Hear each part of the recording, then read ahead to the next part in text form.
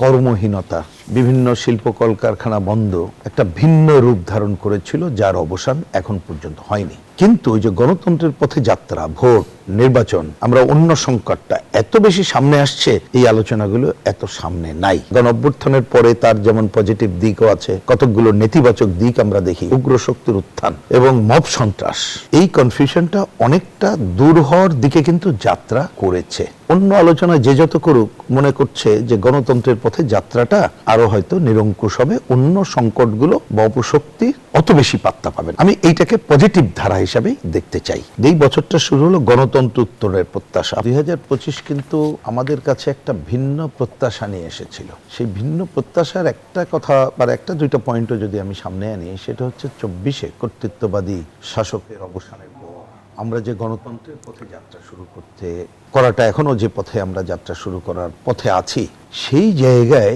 আমাদের কতকগুলো ঐক্যমত্য এবং কতকগুলো পজিটিভ সিগন্যাল দিয়েই আমরা এগোবো, এই জায়গাটা কিন্তু ছিল। সূচনাও হয়েছিল, হয়নি আমি তা বলবো না। কিন্তু আপনি দেখতে পাইবেন যে শ্রমজীবী মানুষ, তাদের আয়ের পরিমাণ কমে যাওয়া, কর্মহীনতা, বিভিন্ন শিল্প কলকারখানা বন্ধ, এইটা কিন্তু একটা ভিন্ন রূপ ধারণ করেছিল, যার অবসান এখন পর্যন্ত হয়নি। কিন্তু ওই যে গণতন্ত্রের পথে যাত্রা, ভোট, নির্বাচন, আমরা অন্য সংকটটা এত বেশি সামনে আসছে, এই আলোচনাগুলো এত সামনে নাই। আমি দেখি যে এইসব মানুষ অন্তত পক্ষে চিন্তা করছে যে ঠিক আছে, যাই হোক না কেন, অন্তত পক্ষে একটু গণতন্ত্রের পথে হাঁটাটা নিরঙ্কুশ করে একটু আগান না সবাই মিলে ঝিলে, এইটা একটা পজিটিভ দিক। কিন্তু 25 সালে, যেটা 24 সালের গণঅভ্যুত্থানের পরে তার যেমন পজিটিভ দিকও আছে, কতকগুলো নেতিবাচক দিক আমরা দেখি। সেটা হচ্ছে উগ্র দক্ষিণপন্থার উত্থান, উগ্র শক্তির উত্থান এবং মব সন্ত্রাস এবং পরিকল্পিতভাবে অশান্ত পরিবেশ তৈরি করা, এই ধরনের নানা ঘটনার মধ্য দিয়ে কিন্তু আমাদের এই বছরটার অতিবাহিত ছিল। আমি ছিল বললাম এই কারণে, কিন্তু এই সময় আবার শেষ দিকে এসে প্রথমে অনেকগুলো কনফিউশন ছিল যে ভোটের তারিখ এসব নিয়ে টিয়ে, কিন্তু তারিখ ঘোষিত হলো, মানুষের মধ্যে কনফিউশন এখনো একেবারে নেই তা বলবো না, কিন্তু অন্তত পক্ষে শেষ দিকে এসে যে এই কনফিউশনটা অনেকটা দূর হওয়ার দিকে কিন্তু যাত্রা করেছে।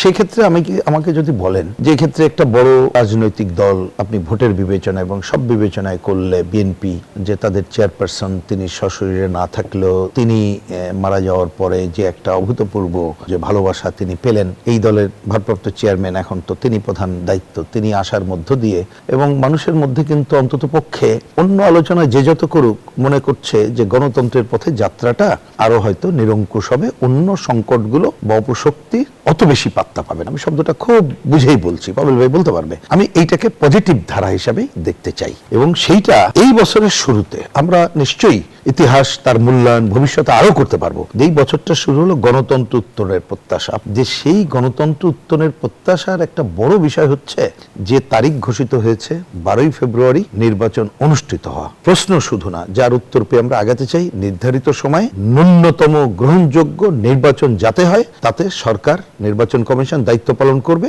আর বিএনপি এবং অন্য রাজনৈতিক দলগুলো এক একটা ঘটনার সময় হয়তো বিএনপি যে দায়িত্ব আরো আগে পালন করতে পারত, নানা কারণে পারে নাই, কিন্তু এখন আর মনে হয় 1 সেকেন্ড দেরি করারও আমাদের সময় নেই। আমরা ওই ধরনের একটা ভালো নির্বাচনের জন্য আমার দিক থেকে ধরেন কোনো শঙ্কা নেই, কিন্তু মানুষের মধ্যে আমার ধারণা অন্তত পক্ষে আমরা যারা গণতন্ত্রের পক্ষে কথা বলি, অন্তত পক্ষে যারা মুক্তিযুদ্ধের মধ্য দিয়ে অর্জিত এই বাংলাদেশে গণতন্ত্রের পথে যাত্রাটা নিরঙ্কুশ হোক, এইটা চাই।